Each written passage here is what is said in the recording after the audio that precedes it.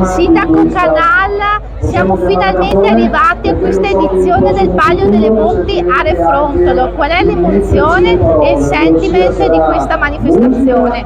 Sì, siamo arrivati, è stato un percorso abbastanza lungo, nel senso che sono mesi che lavoriamo a questo evento, non lo facciamo ogni anno apposta per questo, perché quando lo facciamo ci teniamo a farlo nel meglio delle nostre possibilità. A me non resta solo che ringraziare tutti quelli che hanno collaborato, quindi associazioni ma anche tanti cittadini che hanno avuto il piacere di unirsi a noi in questa avventura.